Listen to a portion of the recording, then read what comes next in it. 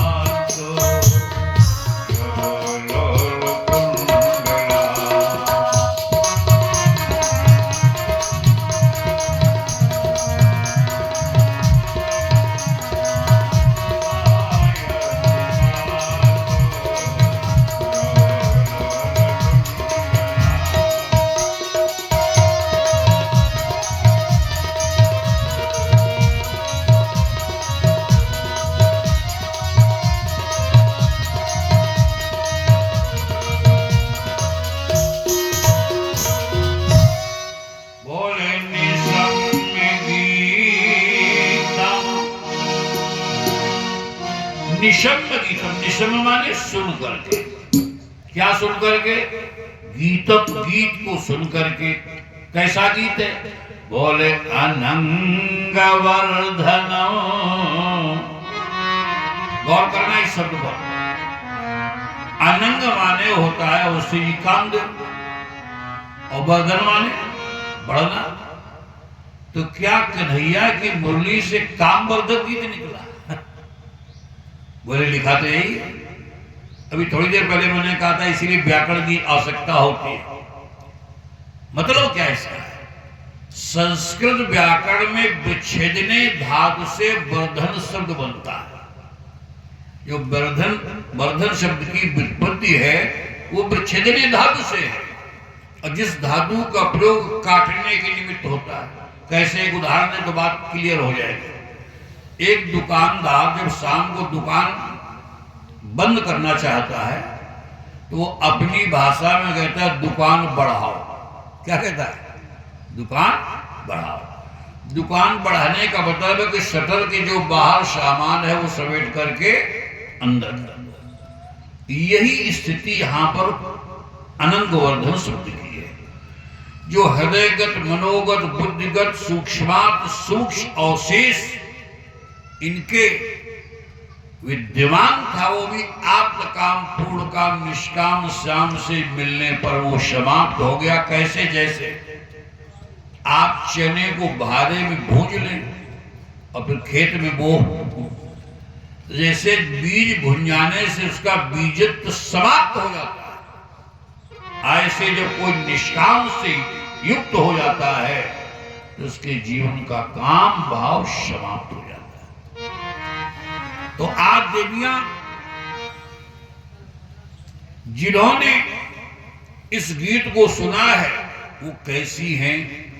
बोले कृष्ण गृहीत मानसा, जिनके मन को मदन मोहन मधुसूदन मुरारी ने पहले से स्वीकार कर रखा है। सभी को सुनाई नहीं दिया, केवल उनको सुनाई पड़ा जिन्होंने भगवान, जिनके मन को भगवान ने ग्रहण कर रखा है। मैंने आपसे निवेदन किया है, इस मन का ग्राहक केवल मोहन है, लेकिन कौन सा मन? जिस मन में ममता, मान, मद, मोह, मत्सर का मला वर्ण नहीं होता है, उसी मन को प्यारे मदन मोहन मधुसूदन मुरारी स्वीकार करते हैं। बाजी उठ धाई, क्या हुआ? जैसे मुरली सुनी, बाजी उठ धाई, बाजी देखबे को द्वार आई, बाजी मुरझाई सुनिता न गिरधर, बाजी ना धरे धीर, बाजी ना संहारे चीर, और बाजिन के बिरह पीर उर में है घर की। बाजी कहीं कहाँ बाजी, बाजी कहीं कहाँ बाजी, तो बाजी कहे बाजी बंसी सांवरे सुघर की। स्थिति क्या हुई? धाये धाम। मिथिला में जब राम जी पहुंचे, जीवाचार लक्ष्मण पहुंचे, मिथिलानियों ने जाना, मिथिला नगर निवासियों ने सुना, तो गोस्वामी जी लिखते हैं, धाये धाम काम सब त्यागी, काम सब त्यागी,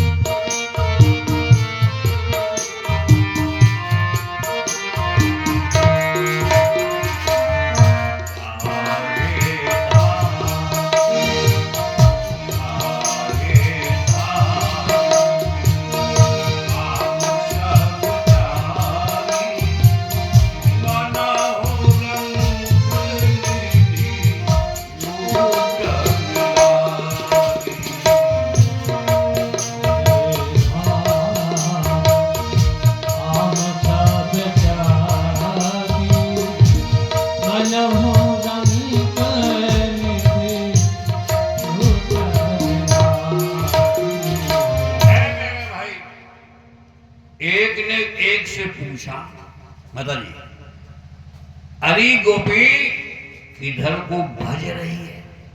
किधर को भज रही है?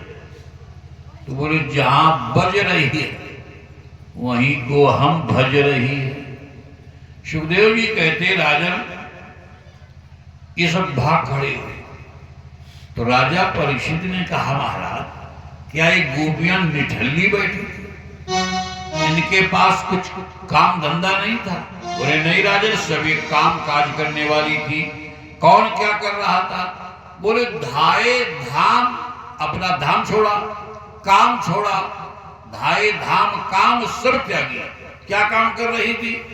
बोले लिम्बंत्या। कोई कोई गोपी घरों को गोबर से लीप रही है।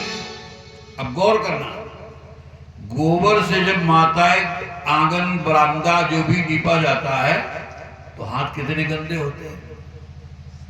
आधा आंगन लीप पाई है और वैसे ही मुरली का स्वर कर्ण कोहरों में सुनाई पड़ा। अब गौर करना, उसने हाथ धोने की भी जरूरत नहीं समझी। ए मेरे भाई, कोई कोई गोपी कपड़े पहन नहीं थी, कोई कोई गहने पहन रही थी, श्रृंगार कर रही थी।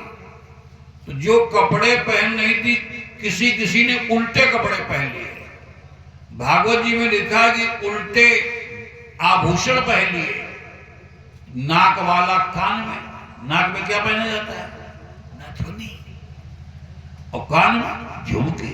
तो झुमकी पहन ली नाक में और नथुनी पहन ली, ये लिखा है भागवत, उल्टे आभूषण। अब गौर ये करना है, इन ब्रजवनिताओं के जीवन में, इन गोपांगनाओं के जीवन में जो भगवान के मिलने की अधीरता है, विवलता है, विकलता है, उग्रता है, क्या हमारे आपके जीवन में कभी ऐसी तड़प है?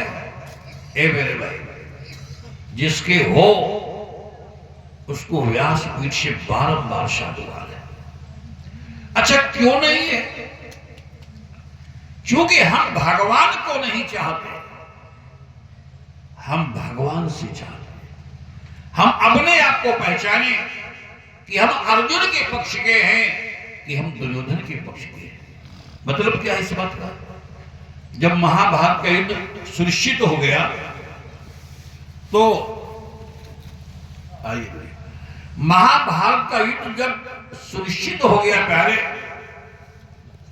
महाभारत का युद्ध सुनिश्चित हो गया तो अर्जुन भी पहुंचे और दुर्योधन भी पहुंचे। अर्जुन भी पहुंचे और दुर्योधन भी पहुंचे। तो भगवान ने कहा, आए तो दोनों हो, लेकिन आए तो दोनों हो, लेकिन हमारी एक शर्त समझ लो। क्या? हमारी शर्त यह है, एक ओर हम निशस्त्र रहेंगे और एक ओर हम निशस्त्र रहेंगे और एक ओर हमारी 10 कोट नारायणी सेना रहेगी। तो दुर्योधन ने विचार किया, दुर्योधन ने विचार किया, क्या विचार किया? कि वहां मुर्गी तो भजवानी नहीं है। युद्ध में जब ये शस्त्र ग्रहण नहीं करेंगे तो इसका मतलब क्या हुआ? ए मेरे भाई, विचार करना। आज दुर्योधन ने कहा, महाराज हमें तो सेना चाहिए, और अर्जुन ने कहा, प्रभु हमें आपकी जरूरत है, आपकी जरूरत है। तो मैं निवेदन ये करने लगा कि हम आत्मदर्शन करें, आत्मचिंतन करें, अपने को पहचाने, अपने को समझें कि हम दुर्योधन के पक्ष के हैं या हम अर्जुन के पक्ष के हैं। हम भगवान को चाहते हैं या हम भगवान से चाहते हैं। ए मेरे भाई, विचार करिए। श्री सुखदेव जी कहते, राजन क्या हुआ? आज ये भाग भरी हुई, जिनके जीवन में अधीरता है, विह्वलता है, विकलता है, व्यग्रता है, क्या कभी ऐसी तड़प होती है? थोड़ी बात बढ़ जाएगी, लेकिन हमको भाव बहुत अच्छा लगता है, याद आ गया तो सुना दे। देखिए, है तो दैत्य और श्री, लेकिन भागवत जी में जो वृत्तासुर कहता है, बड़े बड़े भक्त नहीं कह पाए इस बात। वृत्तासुर ने कहा, क्या कहा? हे परिपूर्ण परात्पर प्रपन्न पारिजात परमात्मन, आपके पावन पदार बिंदुओं को निहारने के लिए मेरा मन तड़प रहा है। कैसे तड़प रहा है। अजात पक्षा इव मातरम खगा स्तन्यं यथा वसितरा क्षुधार्ता प्रियं प्रियेवं व्यसितं विखलना मनोरविन्दा क्षतिदीक्षते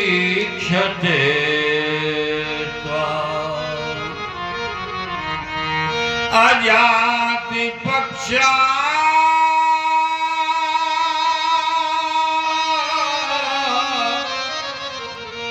युमातरं खगा।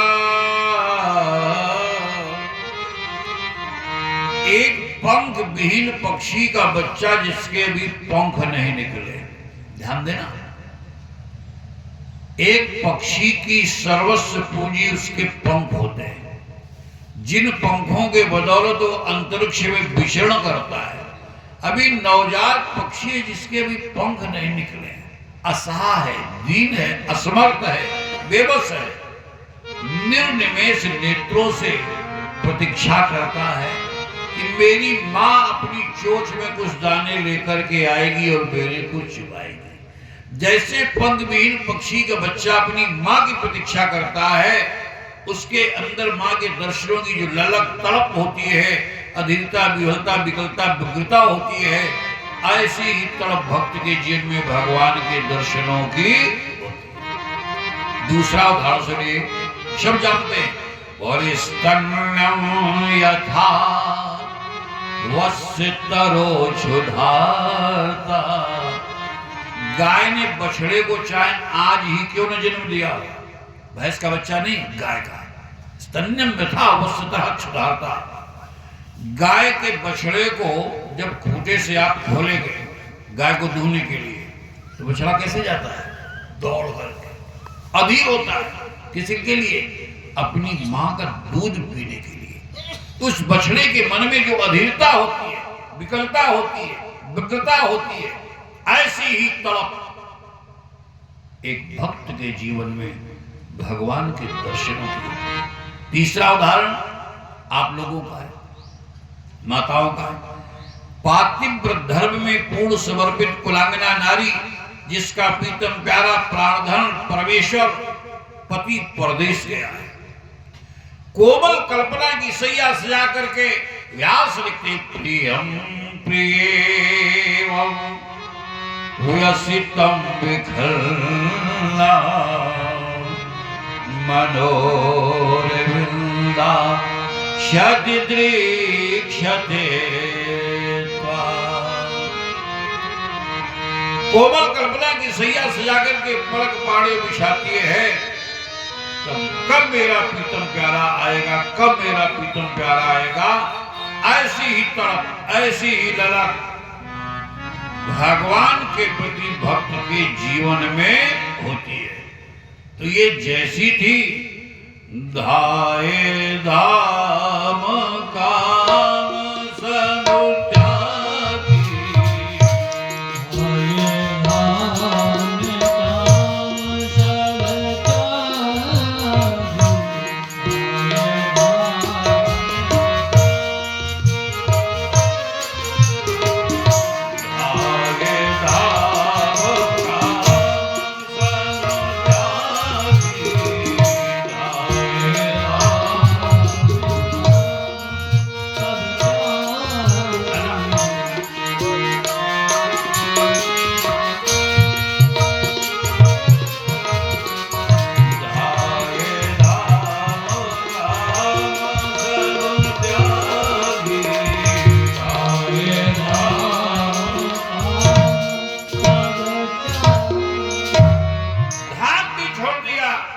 काम भी छोड़ दिया।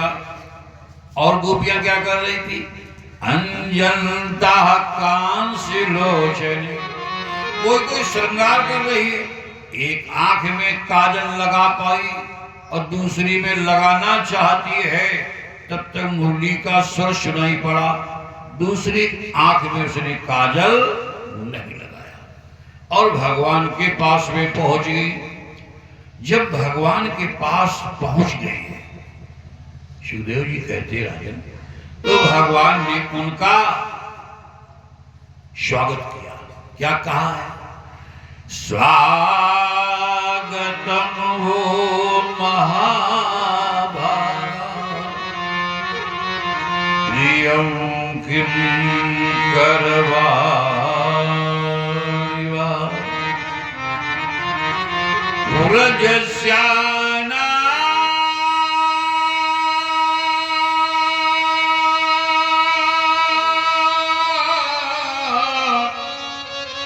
मयं कश्चिद्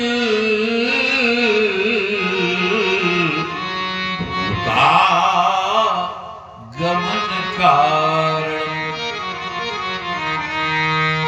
स्वागतम वो महाभाग, अरे महाभाग्यवानों, देवियों तुम्हारा स्वागत है। लेकिन गमन कारण, तुम्हारे यहां आने का प्रयोजन क्या है?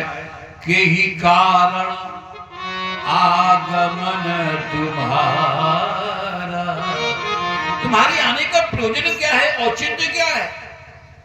माताओं बहनों भगवत प्रेमियों, स्वयं बुलाया है और स्वयं क्वेश्चन कर रहे कि भूतागमन कारण अपने आने का औचित्य बताओ। आइए थोड़ा विचार करते एक शब्द पर। शब्द क्या है? स्वागतम वो महाभागा। महाभाग्यवान कौन है? आज के परिवेश में जिसमें 2-4 करोड़ की स्थिति है, लोग कहते हैं बड़े भाग्यशाली है ना। ध्यान दो, भागवत में क्या लिखा है? भगवान जिस पर कृपा करते हैं सबसे पहले उसका धन नष्ट करते हैं। धन प्राप्ति का जो दूसरा उद्यम करता है, उस उद्यम को नष्ट करते हैं। जब सारे सहारे उसके समाप्त हो जाते हैं, जब वो गोविंद का हो जाता है, तो उसे वो दे देते हैं जिसके बाद कुछ भी पाना शेष नहीं रहता है। जब वो भगवान का प्रिय हो जाता है, सरल शब्दों में कह दें तो समय कम लगेगा। एक पिता का बेटा जो प्रिय होता है, बाप का जो प्रिय बेटा होता है, वो चल अचल संपत्ति का स्वयं वारिस होता है कि नहीं हो जाता है? सभी के होते हैं।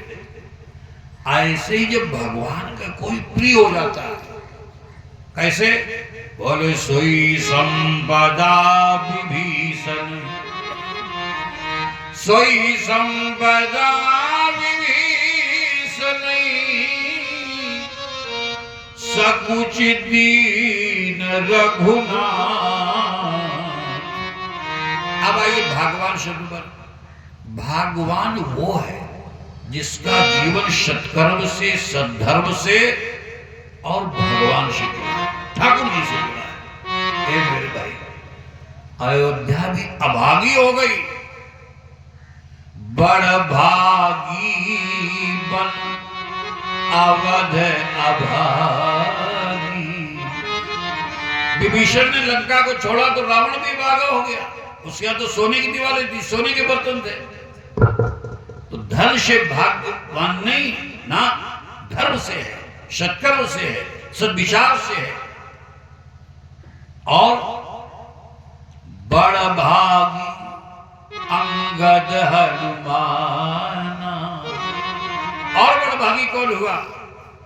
गौतम पत्नी अहिल्या के जीवन में जब राम जी के चरणों की रज प्राप्त होगी तो बाबा कहते अतिशय बड़ भागी चरणन लागी।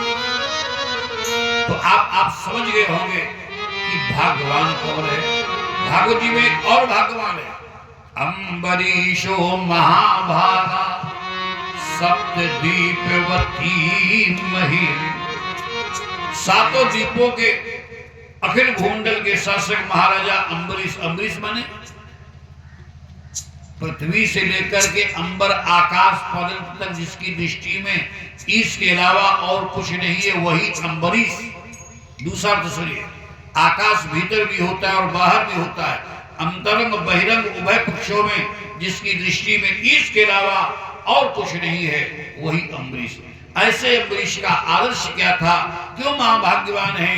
बोले सभई मना कृष्ण पदार वृंदयो वचार से वैकुंठ गुणानुवर्णनी। अम्बरीश का चिंतन है कि वाणी वही है जिस वाणी से गोविंद का गुणानुवाद गाया जाए, मन वही है जो मन मोहन का चिंतन करे। तो आज देवियां पहुंची, क्यों पहुंची हैं? सुखदेव जी कहते राजन, भगवान का आवाहन सुन करके तो भगवान ने कहा देवियों तुम्हारे आने का कारण क्या? अच्छा हमें लगता है शरद पूर्णिमा की दिव्य चांदनी की छटा का दर्शन करने आई हो, देख लिया। प्रतिहात ब्रज, ब्रज वापस जाओ। क्यों? रजने सा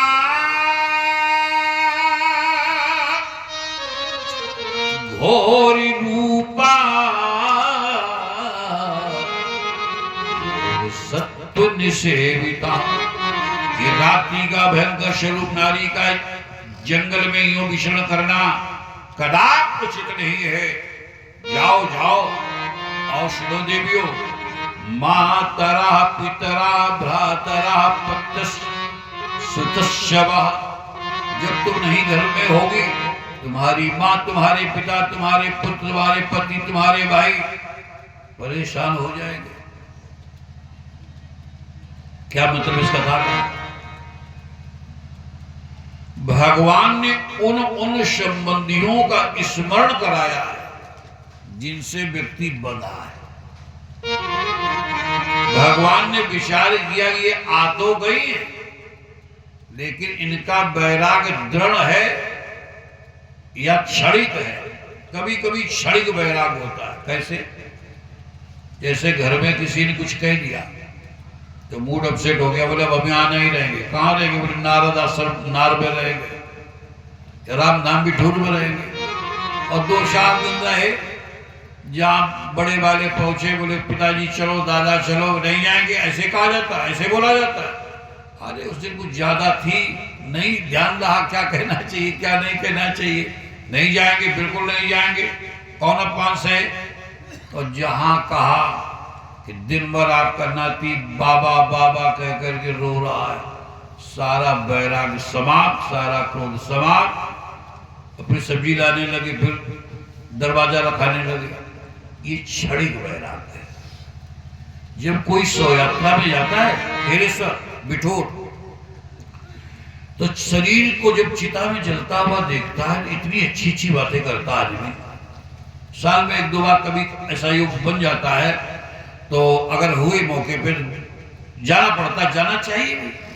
लेकिन कुछ ऐसा परमात्मा ने काम दिया है कि बहुत कम ऐसा हो पाता, लेकिन कभी कभी ऐसा होता है। तो हम वहां सुनते हैं लोगों की बातें, इतनी अच्छी अच्छी बातें करते, इतनी अच्छी अच्छी बातें करते हैं। और जहां गंगा जी नहाए खाए, बड़े खेरेश्वर में पेड़ा बड़ा अच्छा मिलता है, बड़ा। हाँ, तो कोई कोई तो डबल, और खाए समोसा, सारा ज्ञान वही छोड़ दिया, अभी जैसे थे वैसे हो गए। तो ये क्षणिक वैराग्य है। तो भगवान ने कहा तुम्हारी माँ, तुम्हारे पिता, तुम्हारे पति, तुम्हारे पुत्र, तुम्हारे भाई, उन संबंधियों को याद कराया है कि जिनसे व्यक्ति बंधा है। ये वैराग वास्तव में दृढ़ है अथवा क्षणिक। क्षणिक वैराग ऐसा होता है। अभी करण की घटना बताएं, करीब 1-1.5 महीना हुआ होगा, बिलासपुर के पहले पड़ता है कोटा, छत्तीसगढ़ में। वहां मानस सम्मेलन में जा रहा था, 5 दिन का कार्यक्रम था। एक महात्मा जी आ गए, हमारा 2nd AC में टिकट था, वो जाने कैसे आ गए बिना टिकट। खैर वो टीटी से बातचीत हुई तो थे महात्मा ठीक, तो हमने कहा महाराज जी और कैसा कुछ, हम अपना भोजन बनवा के ले गए थे, फिर जलपान नाश्ता हुआ, तब तक एक आ गया उसमें बेचने के लिए कुछ, हमने कहा ले लीजिए आप, खैर उनको दिया, हमने कहा और कुछ, बोले जल है आपके पास, हम हाँ है, पानी दिया उनको, हमने कहा और कुछ, बोले महाराज एक बीड़ी मिल जाए, पूरा मूड खराब कर दिया उसने, कपड़े छोड़े, घर छोड़ा, परिवार छोड़ा, दाढ़ी पकड़ी, कमंडल पकड़ा, सब कुछ पकड़ा, बीड़ी को नहीं छोड़ पाया। ए मेरे भाई ये छड़ी पड़ी। आज देवियों ने जब ये कहा तो भगवान की बात को सुनकर के यहां पर लिखा है, मुखान्यो सुचा स्वसनेन सुसद। आज जिनका मुख कमल शुष्क हो गया और बिंबा फल सदृश अधर, लाल लाल अधर जिनके शुष्क हैं और मुख कमल निस्तेज सा हो गया। श्री सुखदेव जी ने कहा, राजन जो पैर के अंगूठे के नाखून से पृथ्वी कुरेद रही है, ये पृथ्वी क्यों कुरेद रही? एक दृष्टि में तो नारी का ये लज्जा का भाव है, किसी अहम कंडीशन में वो पैर के अंगूठे के नाखून से पृथ्वी कुरेदने लगती है, ये नेचुरल गुण माताओं में होता है। लेकिन गंभीरता से अगर हम इस बात को कहें तो ये पृथ्वी से प्रार्थना कर रहे हैं। क्या प्रार्थना कर रही है माता जी?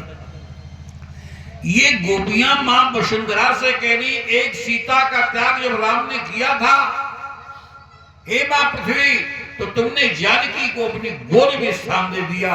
आज हजारों हजारों सीताओं का त्याग कृष्ण के द्वारा किया जा रहा है, इसलिए आप हमें अपनी गोद में स्थान दे दें, अपनी गोद में स्थान दे दें। और वही बात ये देवियां सोच रही हैं, तब तक भगवान ने एक बात और कही, कहा नारी का परम धर्म है। हम एक बात कहा करते, माताएं बहनें सब एमए क्लास की, एमए क्लास का, एमए क्लास का मतलब समझिए, एमए एक सब्जेक्ट से होता है, कोई इंग्लिश से करता है, कोई इकोनॉमिक्स से करता है, कोई सोशियोलॉजी से करता है, कोई हिंदी से करता है, कोई संस्कृत से करता है। ऐसे ही इन बच्चों को थोड़ा शांत रहे भाई, रेजगारी कुल है। बोले गोविंद भगवान की। श्री सुखदेव जी कहते हैं